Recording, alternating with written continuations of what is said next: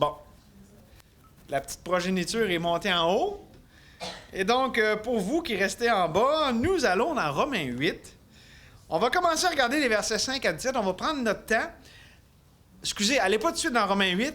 Allez dans Psaume 85 avant, parce que on va s'introduire à Romains 8, versets 8 à 17, avec Psaume 85.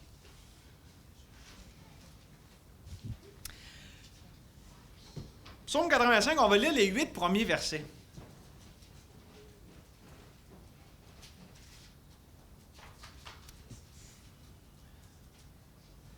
Au chef des chantres, est-ce que tout le monde est là?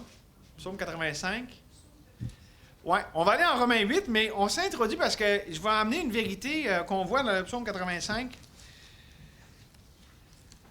qu'on va utiliser dans Romains 8. Au chef des chantres sur... Non, excusez. Au chef des chantres, des fils de Corée, psaume. Tu as été favorable à ton pays, ô Éternel. Tu as ramené les captifs de Jacob. Tu as pardonné l'iniquité de ton peuple. Tu as couvert tous ses péchés. Pensez à ça. C'est ça que veut dire pause. Okay?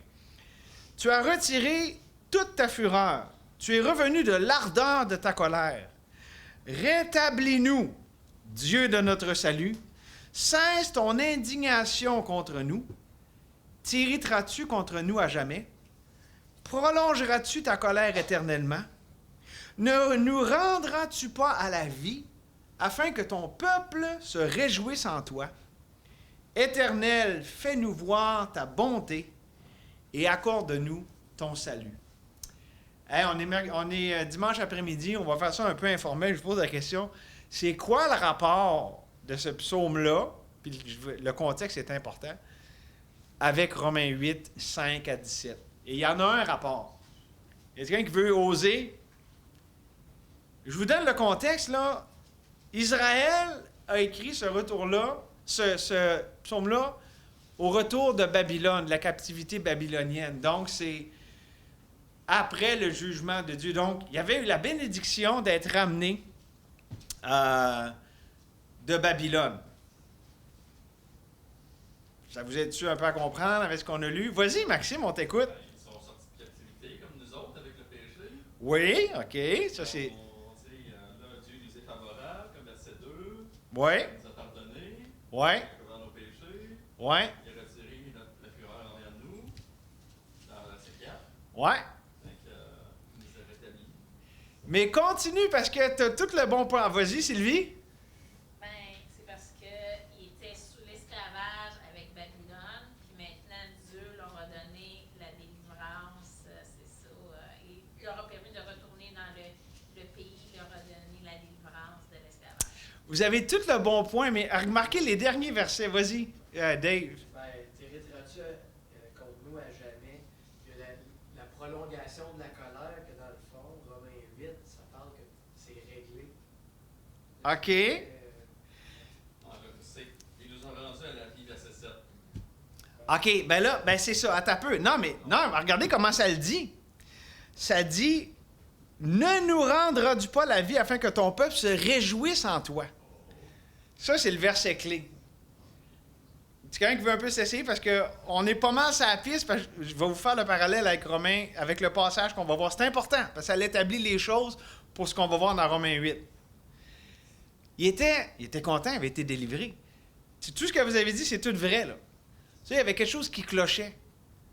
C'est que il était dans les conditions de rétablissement, dans la terre promise, puis tout ça, mais il voyait, coudonc, il nous manque de vie. Il manque un petit quelque chose. Mais c'est plus qu'un petit quelque chose. Il désirait, plus que juste être à Jérusalem et tout ça, il désirait jouir de la vie de Dieu à Jérusalem. Fait que ne nous rendras-tu pas à la vie? Là, on n'ira pas dans tout le contexte de ce psaume-là puis le retour de captivité, mais maintenant, venez avec moi dans Romains 8. On va lire les versets 5 à 17, puis je vais vous faire le parallèle entre les deux, OK? J'ai commencé à le faire, là, mais on va lire avant là, pour vraiment se situer dans le contexte de Romains 8. Là.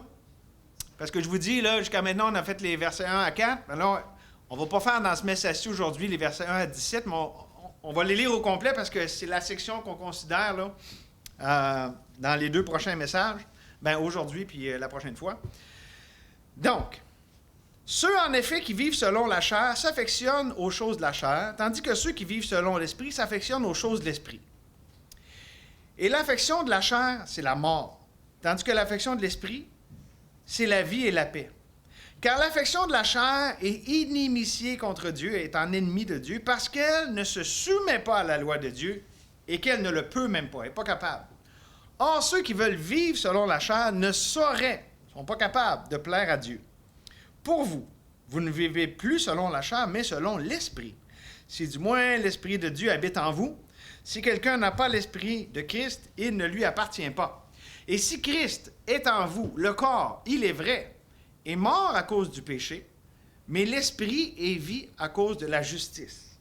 Et si l'esprit de celui qui a ressuscité Jésus d'entre les morts habite en vous, celui qui a ressuscité Christ d'entre les morts rendra aussi la vie à votre corps mortel par son esprit qui habite en vous. Ainsi donc, frères et sœurs, personne ne se sent exclu, nous ne sommes point redevables à la chair pour vivre selon la chair. Si vous vivez selon la chair, vous mourrez. Mais si par l'esprit vous faites mourir les actions du corps, vous vivrez. Car tous ceux qui sont conduits par l'esprit de Dieu sont fils de Dieu.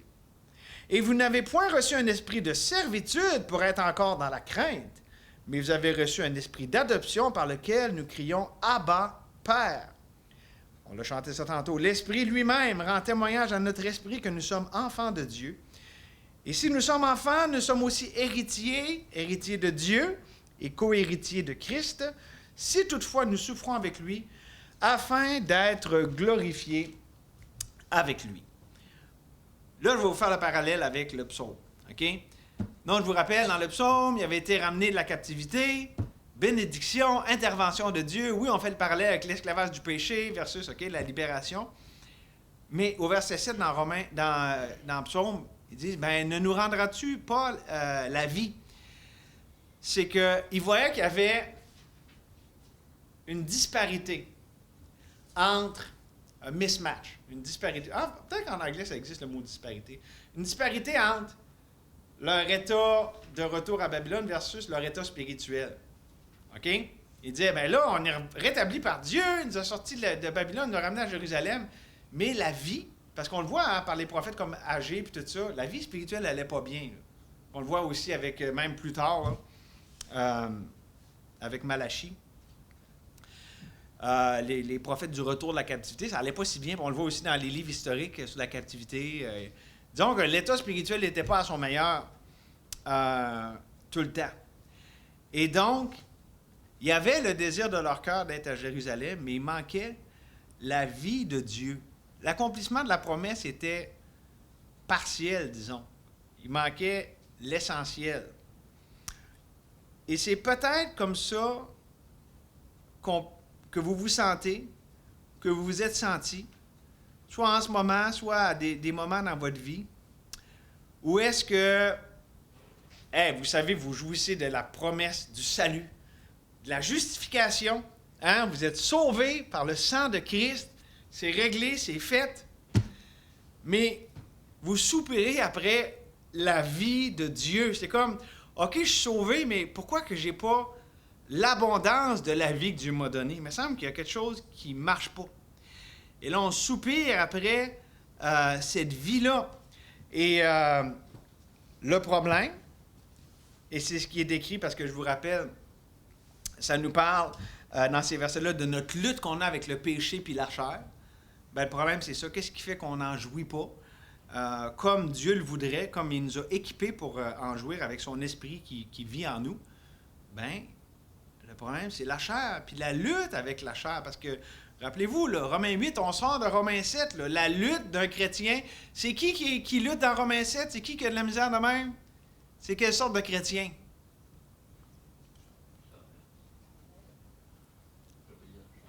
En fait, oui, mais c'est ça.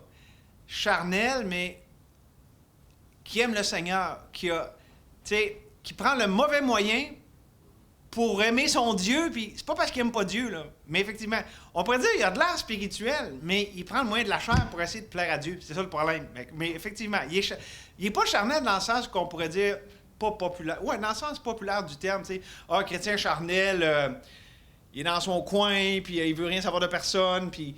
Tu sais, non, ça peut être quelqu'un qui est dans l'Église, qui aime le Seigneur, mais qui vit pas cette vie de paix, de joie, de victoire. OK? Et donc, c'est ça ici. C'est ça le parallèle. Un peu comme le peuple revenait de Babylone, puis hey, c'est le fun, on a les promesses de Dieu, mais voyons, il manque de quoi? Mais un chrétien, puis hey, c'est le fun, je suis sauvé, puis voyons, il manque de quoi? Il y a quelque chose qui marche pas. OK? Ben, c'est ça que ça l'adresse. Donc, tout le problème qui est dans Romains 7, ici, on va voir comment Dieu a pourvu complètement avec son esprit en nous pour remédier à ce problème. OK? Son esprit, c'est son esprit de vie, donc sa vie en nous. Et donc, ici, ce qu'on voit, c'est que d'abord,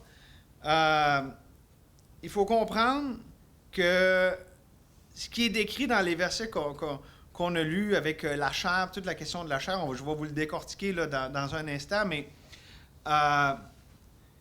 c'est le lot de tous les enfants de Dieu qui ont l'Esprit de Dieu.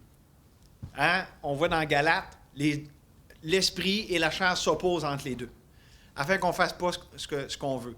Et donc, cette lutte-là, ce tiraillement, voyons, c'est bien plate, c'est normal pour un chrétien. Si vous ressentez comme ça, c'est pas parce que vous n'êtes pas normal. C'est normal, c'est parce que l'esprit qui est en vous s'oppose à la chair aussi qui est en vous, puis au péché qui habite en nous. OK? Donc, c'est une lutte des enfants de Dieu. Et la solution de Dieu, c'est marcher par l'esprit. Vous savez, oui, des fois, les prédicateurs, on est bon pour donner l'expression, puis on ne dit pas ce que ça veut dire. Hey, marchez par l'esprit, là, puis vous n'allez pas accomplir les désirs de la chair. Ouais, mais ça veut dire quoi, ça? OK? Je vous le dirai pas. Je suis comme tous les autres prédicateurs. Non, mais on va regarder justement, c'est quoi ça veut dire marcher par l'esprit? C'est quoi? Puis en fait, le passage nous l'explique, nous le décortique. OK? En fait, on va le voir parce que le passage ici, ce qui nous amène, c'est 4, puis là, c'est-tu un anglicisme? 4 évidences. Parce que des fois, on peut dire un mot qui est en français, mais on peut donner un sens qui est à l'anglaise, mais 4 évidences, 4 preuves de la marche. Pas des preuves dans ça, en tout cas. 4 démonstrations de la marche par le Saint-Esprit. Je marche par le Saint-Esprit, bien, dans notre texte, il y a 4 items qu'on voit qui montrent c'est quoi marcher par le Saint-Esprit. On va commencer, en tout cas, on va voir ce qu'on a le temps de couvrir aujourd'hui, on va prendre notre temps. Mais d'abord, la première évidence de quelqu'un qui marche par le Saint-Esprit, il y a un changement d'affection. Regardez les versets 5 à 8. Ceux, en effet, qui vivent selon la chair s'affectionnent, chérissent, OK, les choses de la chair. Tandis que ceux qui vivent selon l'esprit s'affectionnent, chérissent les choses de l'esprit. Or, l'affection de la chair, c'est la mort, tandis que l'affection de l'esprit, c'est la vie et la paix. Car l'affection de la chair est contre Dieu. Inimitié, c'est l'idée, c'est va à l'encontre, s'oppose à Dieu, OK, inimitié contre Dieu. Parce qu'elle ne se soumet pas à la loi de Dieu et qu'elle ne le peut même pas. Or, ceux qui veulent vivre selon la chair ne sauraient plaire à Dieu. Bon, on va prendre le temps pour décortiquer tout ça. D'abord, on peut voir, quand ça parle là, de vivre versus marcher, OK,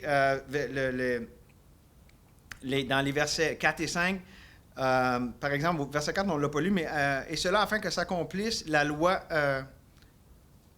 excusez, j'ai sauté. « Et cela afin que la justice de la loi soit accomplie en nous, qui marchons, non selon la chair, mais selon l'esprit. » Puis après ça, ça parle de ceux qui vivent selon la chair, ceux qui vivent selon l'esprit. C'est des expressions synonymes. Quand je vis selon l'esprit, je marche selon l'esprit. Quand je vis selon la chair, je marche selon la chair. Et au verset 5, ça nous explique en quoi ça consiste. Si je vis selon la chair, c'est parce que mes affections, mes sentiments, ma propension, ma disposition est face aux choses de la chair. Tandis que si je vis selon l'esprit, ma propension, mon affection est selon les choses de l'esprit. Je veux pas une question piège. Là, personne n'a le goût de répondre quand je dis ça. Mais on ne va pas rire de personne. En tout cas, pas à grands éclats. Mais si je vous dis ici, quand ça parle de vivre selon la chair versus vivre selon l'esprit, de qui ça parle? Par des sauvés ou des non-sauvés? Est-ce que c'est un contraste entre un chrétien charnel et un spirituel ou entre entre un non-sauvé et un sauvé? Christina? Pour le sauver. En fait, moi, selon ce que je vois avec le contexte plus large, c'est que le sens premier, OK, dans la Bible, il faut toujours discerner le sens premier de l'application. Le sens premier, c'est ce que le Saint-Esprit voulait dire d'abord et avant tout ce qui communique. Ici, je vois un contraste parce que ça parle de vivre selon la chair puis s'affectionner aux choses de la chair. Versus vivre selon l'esprit, s'affectionner aux choses de l'esprit. Je vous explique. Je pense qu'ici, c'est un contraste d'un... Oui? Est-ce que vivre selon la chair, c'est la même que vivre selon l'esprit? C'est-tu la même chose que marcher selon la chair et marcher selon l'esprit? Oui.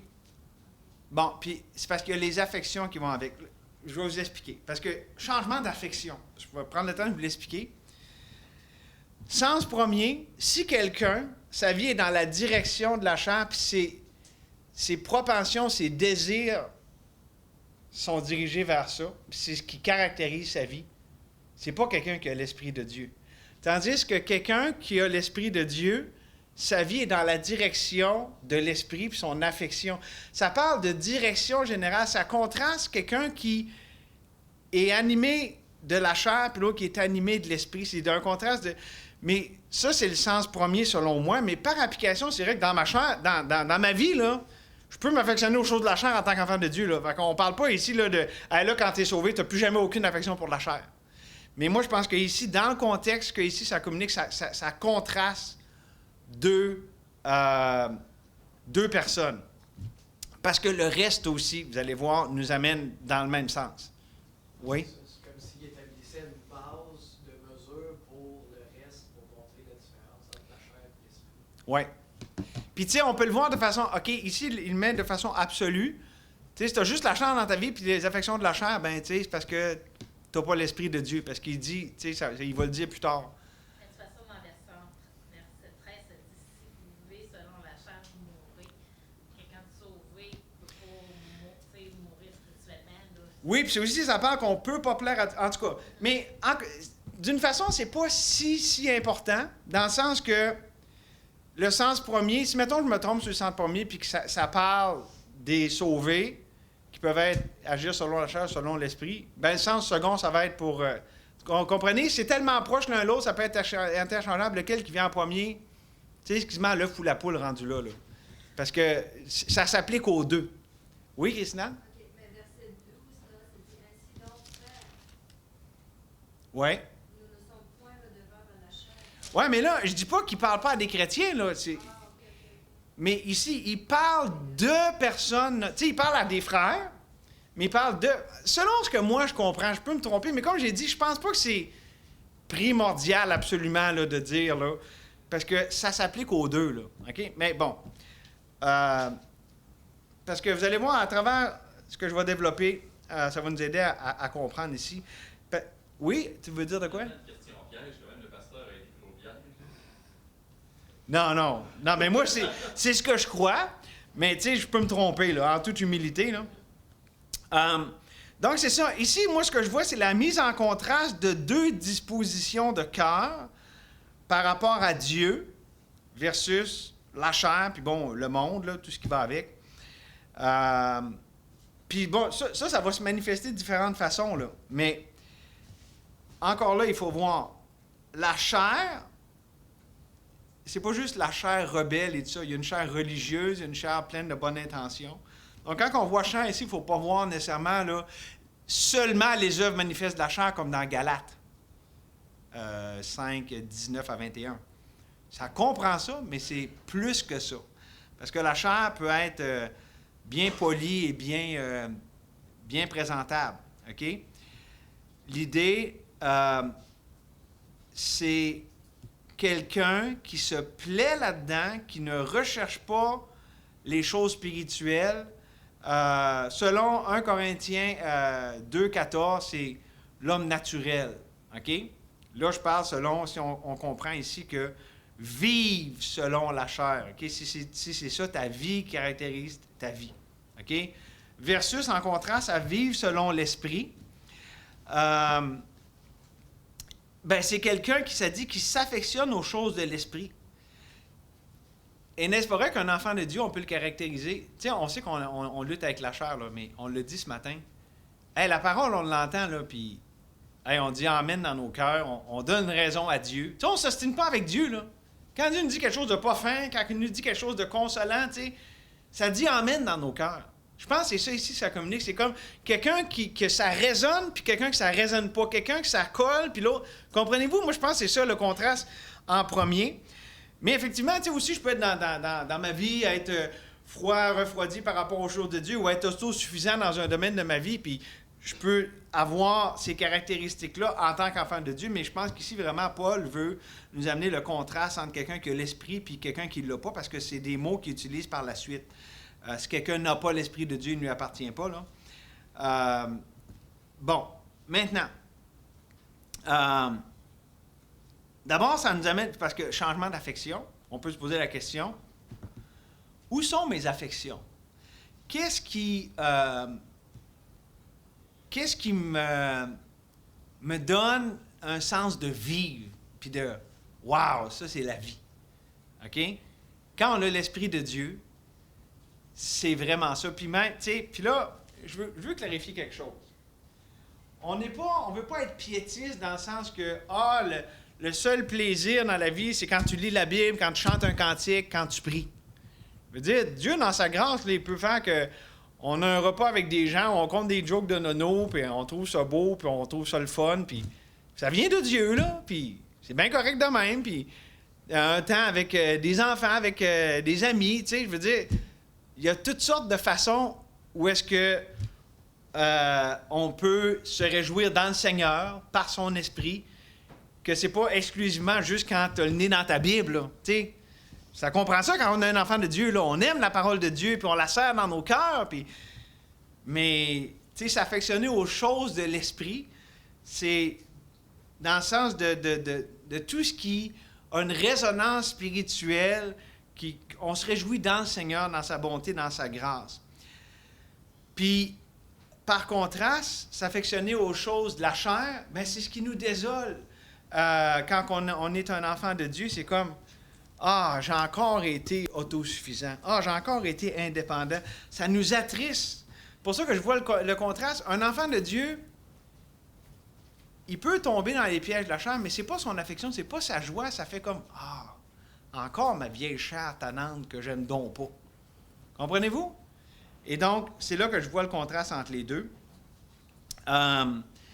Et...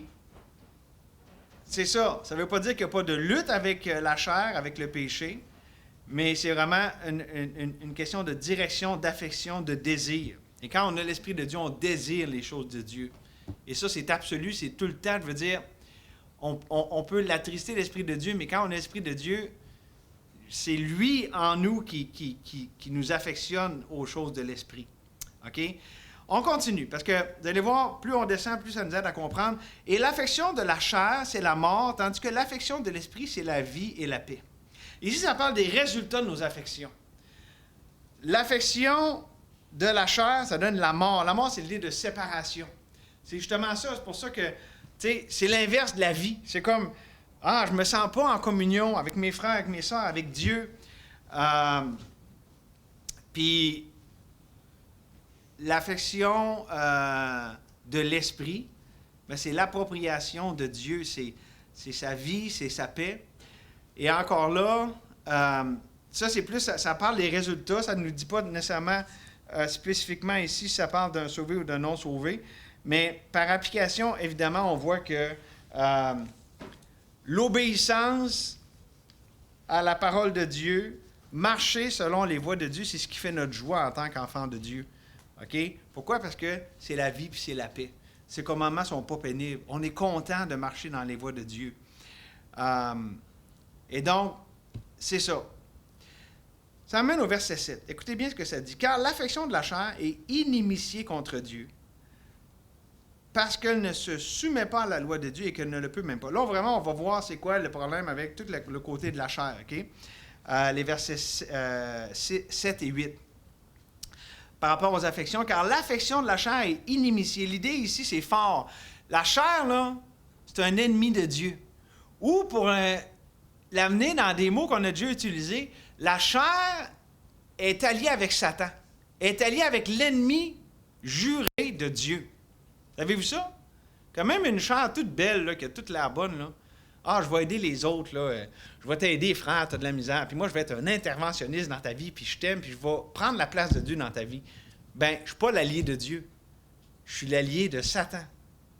Ça peut mettre un peu la pédale sur le frein quand on pense de même, parce que j'ai peut-être des bonnes intentions, puis je veux t'aider, mais si c'est la chair avec ses bonnes intentions que je veux t'aider, je ne vais pas t'aider, je vais te nuire.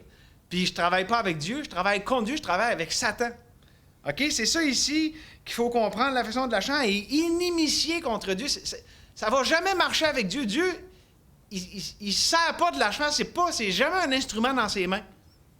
Ça va contre ce que Dieu fait. Fait que l'idée de, Dieu, j'avais des bonnes intentions avec ma chair.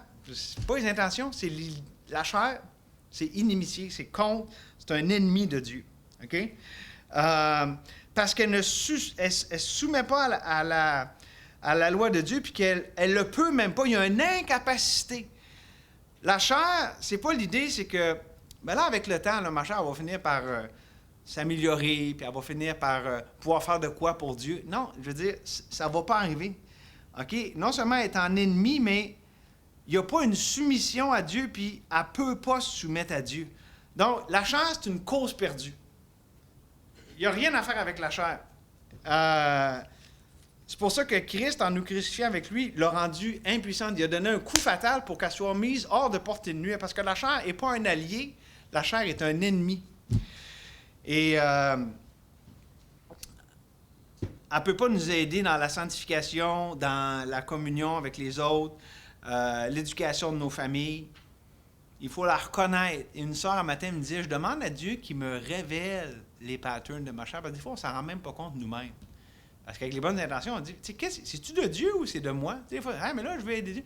Nous aussi, on prie là-dessus. Ce que je fais là, une bonne idée, mais c'est-tu mon idée ou c'est de Dieu? C'est à ce point-là que ça peut être subtil et trompeur. Mais c'est ça. Ce qu'il faut voir, c'est que tu as les bonnes intentions puis tu veux faire de quoi de bon. Vu que c'est la chair, c'est contre Dieu, c'est un allié de Satan. C'est parce qu'elle ne se soumet pas à la loi de Dieu puis elle n'est pas capable.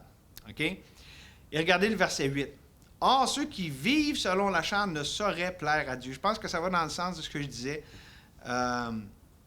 Si je vous dis ça, là, tu n'es pas capable, tu ne peux pas plaire à Dieu, puis qui vivent selon la chair. Selon moi, c'est ça parle de quelqu'un qui ne connaît pas le Seigneur, parce que c'est sa vie, c'est ce qui caractérise sa vie.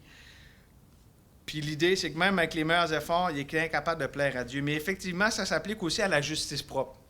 Moi, dans ma vie, je veux vraiment essayer fort de plaire à Dieu, puis je veux faire des bonnes choses pour lui, puis je veux évangéliser, je veux prier, je veux lire ma Bible, tout ça, C'est des bonnes choses, mais si l'origine, c'est moi, c'est mes propres efforts, puis je veux essayer plus fort, puis m'appuyer sur ma sagesse, ma logique, tout ça, c'est en vain, parce que l'origine n'est pas Dieu, mais la chair. Donc, l'affection. Le changement d'affection qui s'opère dans la vie d'un enfant de Dieu, c'est pas quelque chose de parfait, c'est un changement de direction. Nos affections sont plus dirigées. Ce qu'on veut, c'est plus nos voies. C'est celle de Dieu. C'est là que notre affection se porte. Puis quand on voit que nous, on fait notre volonté, ça nous déplaît. Fait qu'il y a vraiment un changement d'affection. Comment je peux savoir si je marche par l'esprit, mes affections sont plus pareilles. J'ai plus les mêmes désirs.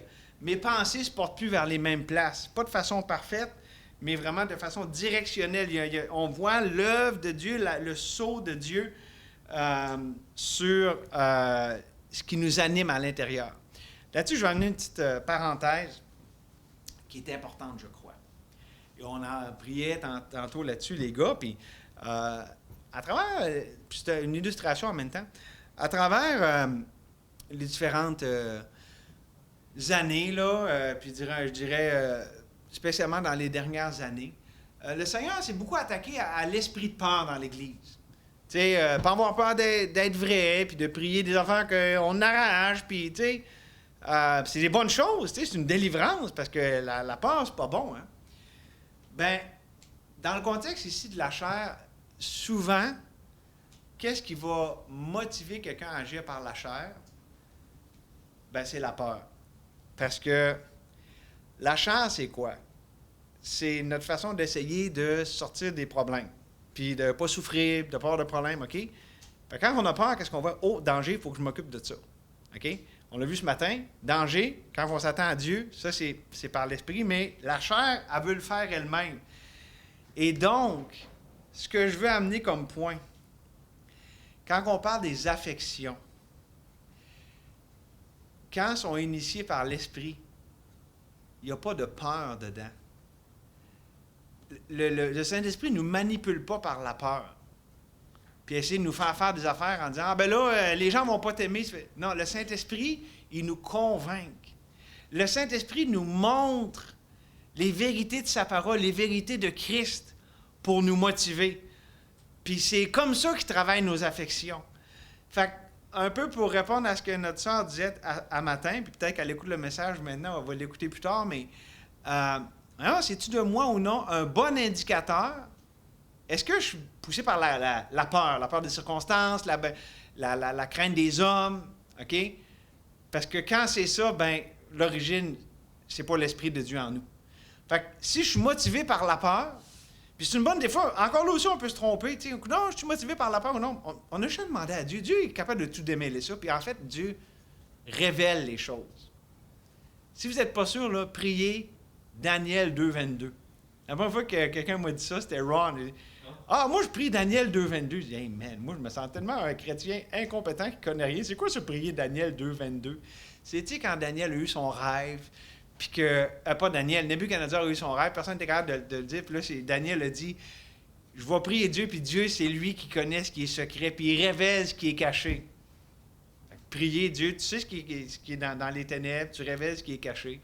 Fait que prier Daniel 22, c'est demander à Dieu de révéler ce qui est caché, comme le rêve de Nebuchadnezzar était caché.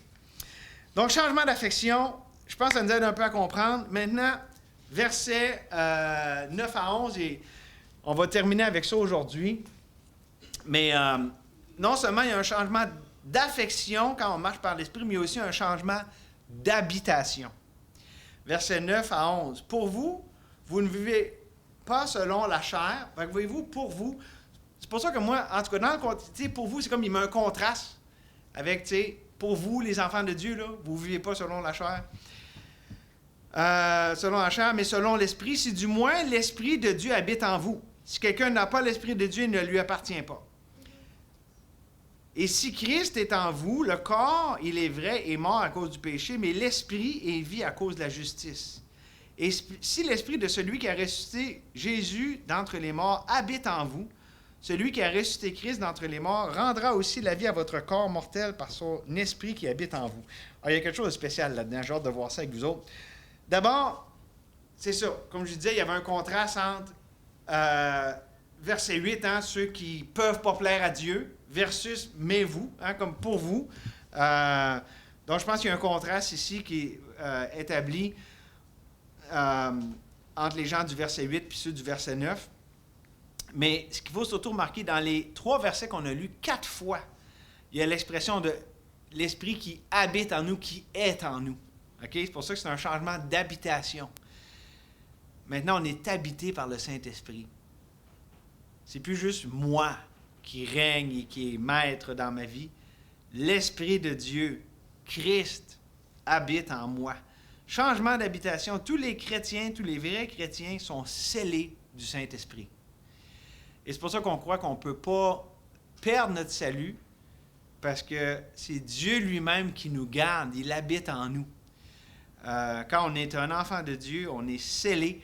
Puis ça nous permet, on va voir, ça c'est un des beaux passages qui nous montre qu'on peut avoir l'assurance de notre salut. Je vous donne juste ici, dans les 3 versets qu'on a lus, là, 3 bénéfices d'être habité par le Saint-Esprit. Lorsqu'on a le Saint-Esprit, d'abord, verset 9, Dieu authentifie notre appartenance à lui. OK? L'Esprit authentifie notre appartenance à Dieu. Pour vous, vous ne vivez pas selon la chair, mais selon l'Esprit, si du moins l'Esprit de Dieu habite en vous. Puis là, par contraste, si quelqu'un n'a pas l'Esprit de Dieu, il ne lui appartient pas. Si tu n'as pas l'Esprit de Dieu, tu n'y appartiens pas. Mais si tu as l'Esprit de Dieu, tu es un enfant de Dieu. Ça l'authentifie, puis on le voit plus tard aussi, que l'Esprit qui est en nous crie « Abba, Père ». L'Esprit de Dieu, ça montre qu'on est un enfant de Dieu, puis lui-même rend témoignage à notre esprit qu'on est un enfant de Dieu. Donc, premier bénéfice d'être habité par le Saint-Esprit, ça l'authentifie le fait que je suis un enfant de Dieu, que c'est pas mon imagination, que c'est pas « Ah, j'ai fait une bonne prière, j'ai été... » Non, c'est Dieu lui-même, c'est surnaturel, c'est Dieu qui me dit « T'es mon enfant. » OK? C'est pas « Ah, j'ai choisi la bonne religion. Non, c'est surnaturel, c'est Dieu lui-même qui habite dans ses enfants, qui leur rend témoignage qu'ils sont enfants de Dieu. OK? Verset 10, il est l'agent actif qui lutte contre les passions dans nos membres. Regardez verset 10. « Et si Christ est en vous, le corps, il est vrai, est mort à cause du péché, mais l'esprit est vie à cause de la justice. » L'esprit de vie est en nous. C'est lui, l'esprit, c'est lui qui lutte contre le péché. C'est lui qui est la provision de Dieu pour la victoire sur le péché qui est en nous. Puis la chair. OK? Donc, il authentifie mon appartenance à Dieu. Il est l'agent actif qui lutte contre le péché dans mes membres, contre les passions dans mes membres, et il est garant de ma glorification future. Regardez verset 11. « Et si l'esprit de celui qui a ressuscité Jésus d'entre les morts habite en vous, celui qui a ressuscité Christ d'entre les morts rendra aussi la vie à vos corps mortels. » OK? Fait que, on va tous, je ne sais pas si on va tous mourir, peut-être qu'on va être enlevés, mais si on passe par la mort, notre corps va mourir, mais l'esprit qui habite en nous va rendre la vie à notre corps mortel. Ah, ça, c'est le fun, parce que on vieillit, on a des maux, puis tout ça. Bon, les jeunes, vous êtes tous flambant neufs, c'est le fun d'être jeune. Mais en vieillissant, on a des bobos par-ci, bobos par-là, puis maintenant, on finit même par mourir. La vie est une maladie mortelle, on finit par mourir. Mais l'Esprit de Dieu, ça nous dit ici, il va rendre la vie à nos corps mortels. Remarquez-vous quelque chose ici. Verset 9, verset 10 et verset 11 nous montrent quelque chose par rapport à la grandeur de notre salut. Je ne sais pas si j'aurais posé cette question-là parce que vous allez peut-être avoir la misère à répondre. Qu'est-ce que ces 3 versets-là nous enseignent sur notre salut, notre rédemption? Il y a 3 éléments dans le temps. Remarquez-vous. Le salut passé. Les 3 temps du salut. Le salut passé. Il authentifie que dans le passé, on était mort puis on était rendu à la vie. Donc, on a été sauvé de la pénalité du péché. Avant, on était coupable, puis on a été sauvé. Maintenant, on est non coupable. On est rendu un enfant de Dieu. On est justifié. Okay? On appelle ça le temps passé du salut, sauvé de la pénalité du péché. Puis verset 10, ça parle du présent.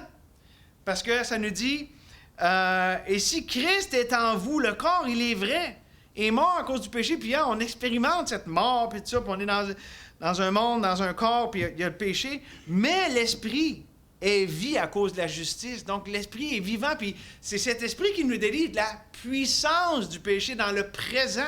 Donc le verset 9 réfère au passé, le verset 10 parle du présent, puis évidemment, ça nous parle, l'esprit, et si l'esprit de celui qui a ressuscité d'entre les morts, Jésus, habite en vous, celui qui a ressuscité dans Christ d'entre les morts rendra futur aussi la vie à votre corps mortel par son esprit qui habite en vous. Donc, dans l'avenir, dans le futur, même si on passe par la mort physique, on va avoir un corps ressuscité. C'est le même esprit qui va nous amener à être glorifiés. Donc, justifiés, sanctifiés, glorifiés, sauvés de la pénalité du péché, de la puissance du péché, puis amen. Alléluia, on va être un jour délivré de la présence même du péché.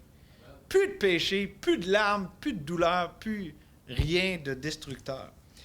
Donc, c'est ça que ça nous parle ici, du fait que l'Esprit habite en nous. Donc, la deuxième évidence qu'on est un enfant de Dieu, qu'on marche par l'Esprit, c'est qu'on est habité par l'Esprit. Ça change de quoi dans la vie de quelqu'un? Hein, il y a l'assurance qui est un enfant de Dieu. Il marche dans cette assurance, puis il y a l'espérance qui va avoir le fruit de ça. Et ça fait partie de marcher par l'Esprit. C'est pour ça que même Jean a écrit l'épître de 1 Jean pour qu'on sache qu'on est sauvé, nous qui croyons au Fils de Dieu. C'est important d'avoir l'assurance que, savoir en qui qu'on a cru, puis qu'on est sauvé, parce que ça nous aide dans le présent à marcher dans cette assurance. Puis l'espérance qui nous anime, que justement, Dieu n'a pas fini, puis la souffrance de ce monde, puis c'est pas la fin, que le meilleur est à venir. Donc tout ça, c'est une espérance bénie, c'est des vérités qui nourrissent notre cœur. Donc, j'espère que ça vous a aidé. On n'a pas fini, il en reste 2 à voir dans le reste du texte, mais 2 évidences qu'on a vues à date de marcher par l'Esprit. Avez-vous des questions là-dessus? Avant compris?